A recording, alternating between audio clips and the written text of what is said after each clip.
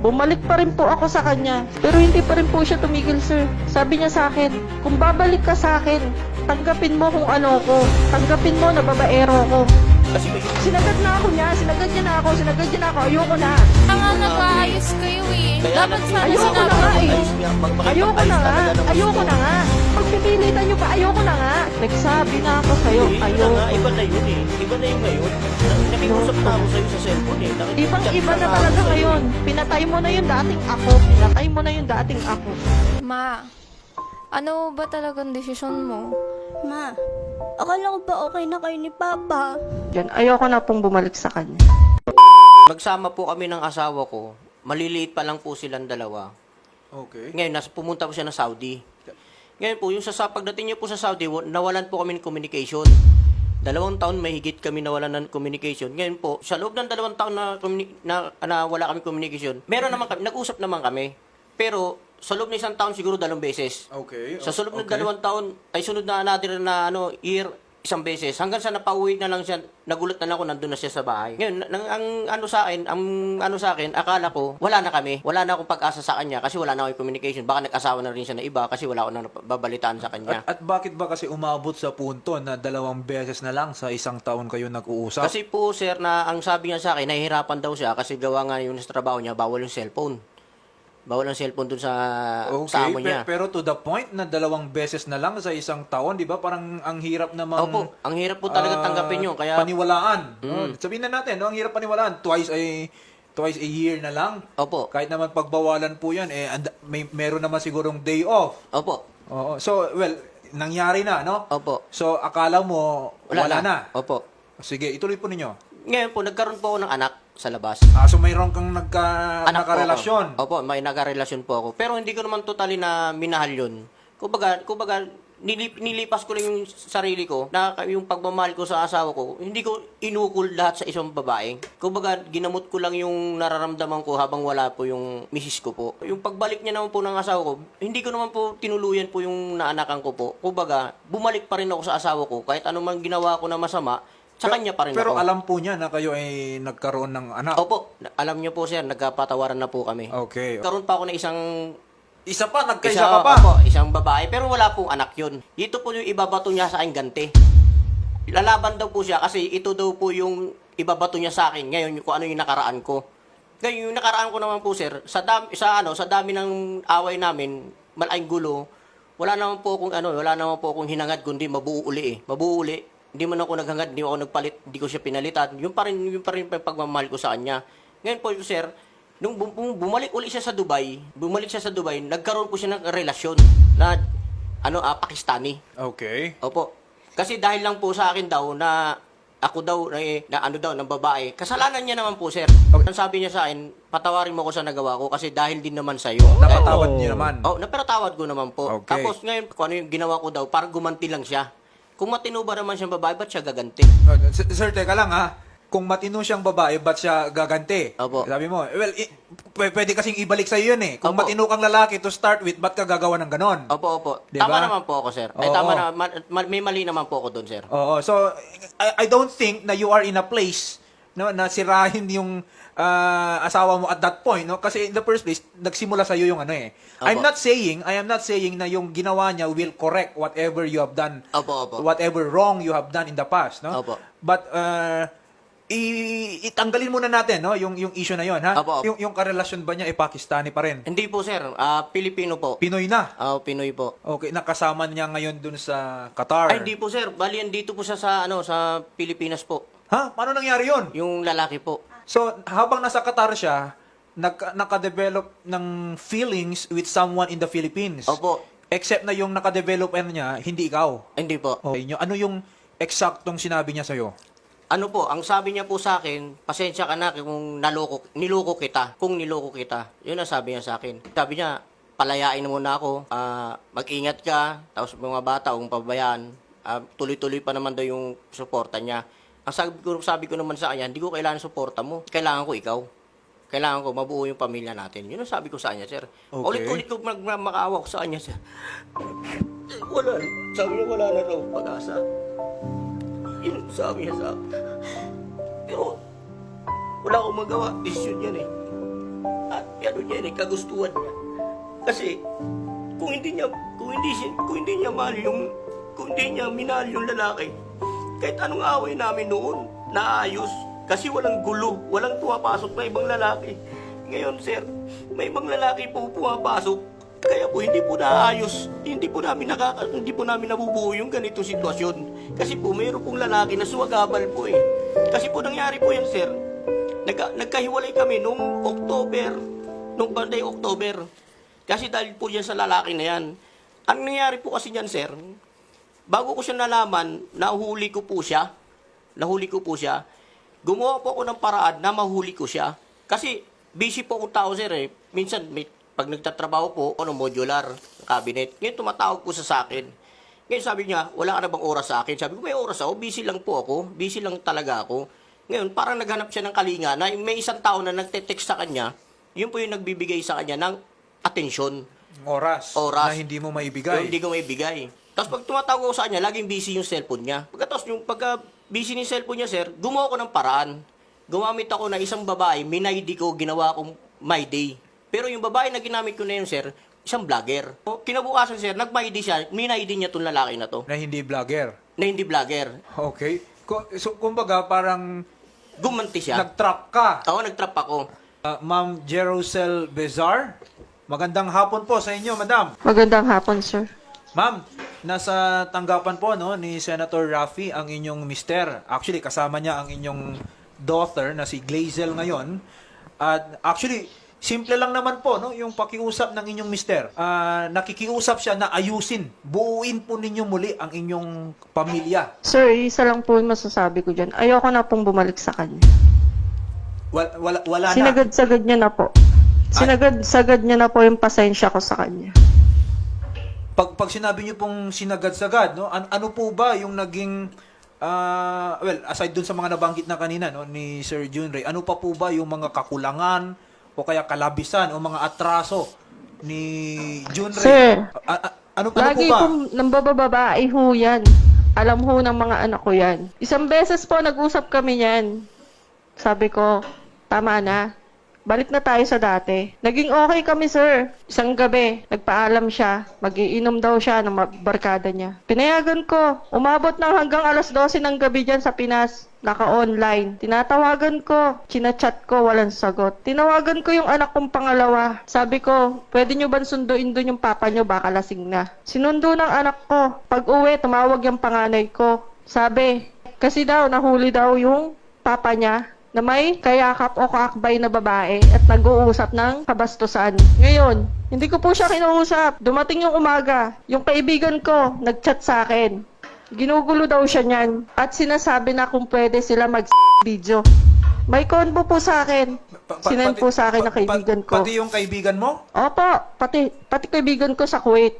Sinendan niya, hindi ko malaman sinendan ba? Sinendan ba ng message? Or Hindi po. nag-usap sila? Hindi po, sir. Teka lang ha, Junray. Sige, papatapusin lang natin ha Apo. si Ma'am Jerusel. Sige po, Ma'am Jerusel. Tapos yun po, sir. Hanggang dun. Nasagad na po ako. Pero pinagbigyan ko pa rin po siya, sir. Bumalik pa rin po ako sa kanya. Sabi ko, tama na. Pagod na ako eh. Pero hindi pa rin po siya tumigil, sir. Sabi niya sa akin, kung babalik ka sa akin, tanggapin mo kung ano ko. Tanggapin mo na babaero ko. Tama po ba yun, sir? Tama po ba sabihin niya sa akin yun? Na ako na nga po nagpapakumbaba, sabi ko balik na kami sa dati. Tama na. Hindi po totoo yan, sir. Yun ang pinamumukha niya sa akin. Tapos sabi niya okay na daw sila ng anak niya. Na magsama sila lahat ng anak niya. Kahit wala ako sa buhay niya. Ngayon humihiwalay na ako sa kanya. Bakit niya ako ginugulo? Nagkakasakit na ako dito. Nahuhospital na nga ako nang dahil sa kanya eh. Alam ba nila yon? Huwag kang magsalita ng ganyan. Tapos ngayon, magpapabiktim siya? Huwag kang Alam mo magsalita. yan. Hindi totoo Alam yan. mo yan. Hindi totoo yan. Matagal na ako nagtitimpi. Ngayon lang ako naglakas ng loob lumaban nung sa'yo. na-hospital Alam ka, ang ng sabi anak mo mo sa yan. akin doon, ang sabi mo sa Alam akin, ng anak mo yan. magpapacheck up ka lang. Tapos nung sinabi mo na Hindi. kahit papuntay mo rito si Joy Hindi. Joy, andun sa Joy Joy sa labas. Ngayon, kausapin mo na lang si Joy Joy. Hindi. Yung sinabi mo na bastos yung kausap, Huwag kang ano. inuman ako na bastos. Alam mo ang totoo, Hindi alam mo ang bastos totoo, yun. hindi. Nakipag-inuman Hindi. ako, pero wala akong kakbay na babae. Ang katabi kong babae, Hindi. kainuman ko si, Huwag kang si Sandy, magsinungaling. asawa niya yun. Anak Andito mo, si hindi Joy. aatakihin Pwede ng po anxiety pagsalitain ko yan. yung anak ko Kung po na wala isa, siyang si narinig Joy. sa'yo. Ano po, Bine-brainwash mo yung anak mo. Yung isa po na kapatid niya po. Hindi. Hindi, sagutin mo na lang Ah, yan kasi... ngayon po, ngayon, hindi totoo yung mga sinasabi mo. Kahit tanungin mo pa yung anak mo. Ngayon, yung sinasabi mo, Huwag kay, ka kay, sinungaling. tungkol naman kay Janet, ganito. Yung tungkol kay Janet, nauna si Janet. Pero hindi ako nag-send sa kanya ng mga video. Wala akong sinend sa kanya ng video. Alam mo yan. Si Janet, di ba, ikaw pa nga nagsabi tungkol kay Janet. Si Janet, malandi, malupog. Di ba, yung pa nga sabi mo sa akin nun. Tapos sinasabi mo pa nga sa akin, wag mo naman Di ba wag ano mo pa ko tayo, itulad. nag-three-way call Wag pa mo ko- tayo, hindi nga ako sumasagot sa inyong dalawa. Ano sabi mo? Ang sabi mo Di ba pa nga- nagkarelasyon kayong dalawa? Well, sir, no, yung mga wives, okay? Ang mga ito, no, they are willing to forgive, no, para lang ma-maintain yung family. Opo. Okay? But it's wrong to think that they will always forgive. Okay? They can only forgive as much. Okay? And right now, narinig po ninyo ang inyong misis, nasagad daw, no? Yung kaya niyang maibigay na kapatawaran. Okay? Tayo dito, hindi ko maipipilit, no? Si Ma'am Jerusel. At this point, sir, ha? Opo. Hindi ko maipipilit si Ma'am Jerusel na bumalik sa iyo. Opo. Okay?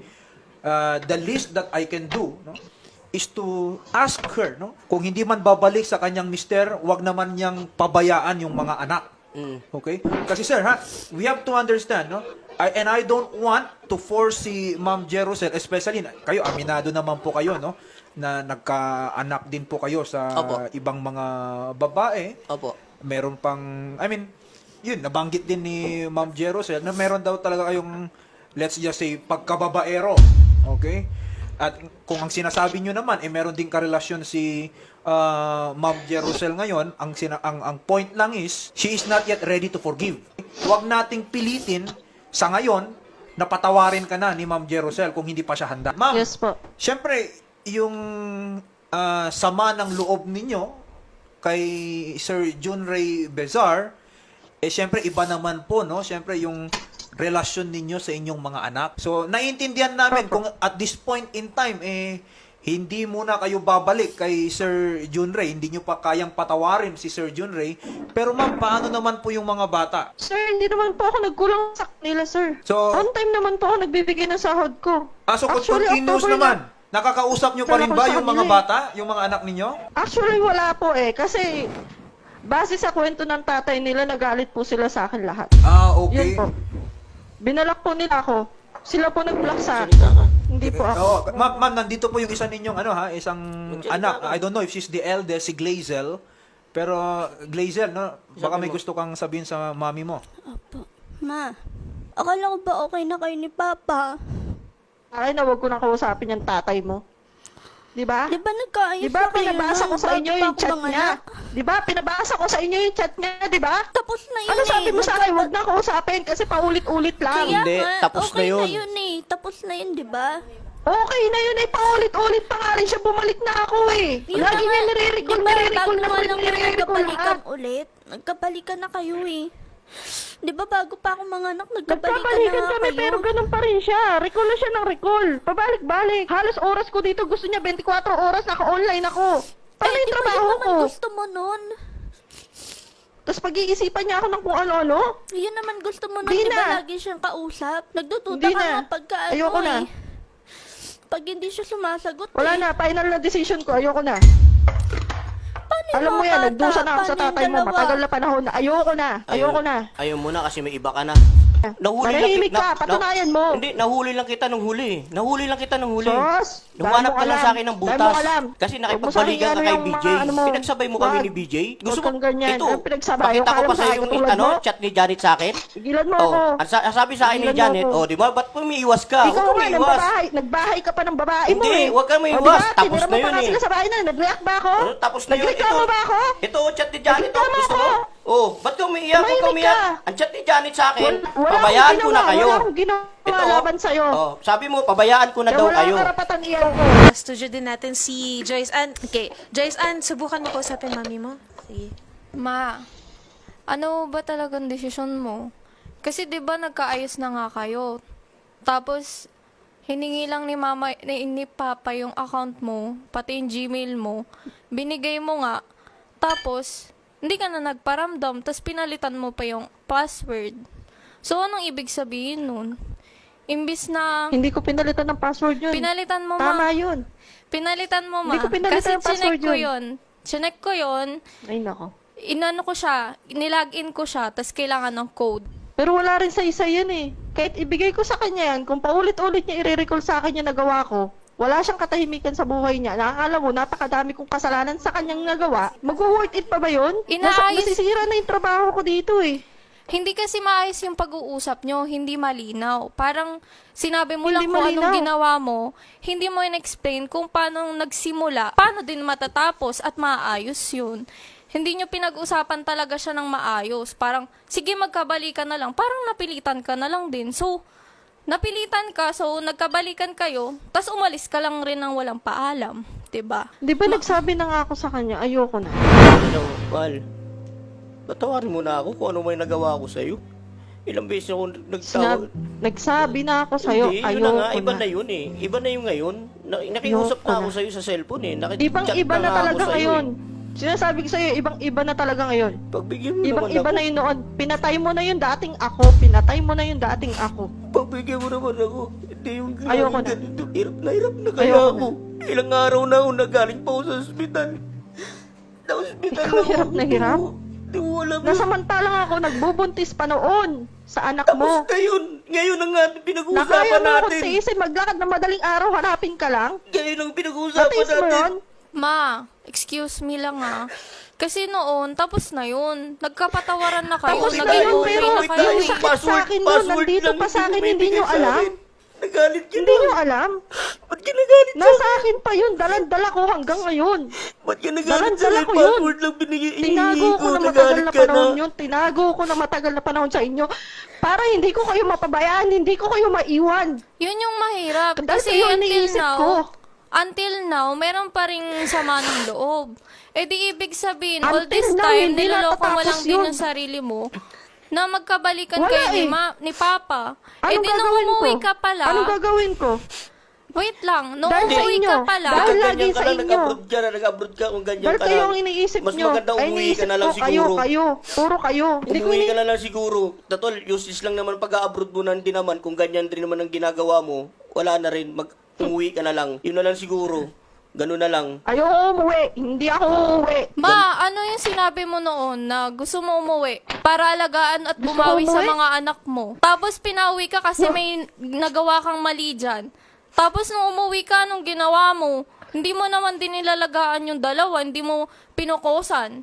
Tapos ngayon, nagbubulak Bakit na yung nasa ako dalawa mong nakapokus anak dyan? dahil sa nalalaman nila Ano sa'yo. sinasabi mo? Hindi ko inalagaan ang dalawang bata. Ano sinasabi mo? Napikto Isang ko taon kasi ako sir, nahinto yung dyan ano. sa Pinas. Yung dalawang bata. Isang Ma, taon nung ako umuwi ka, nahinto ako sa yung Pinas. Sino dalawa, kasama ko? Papa mo, di ba? Sa school.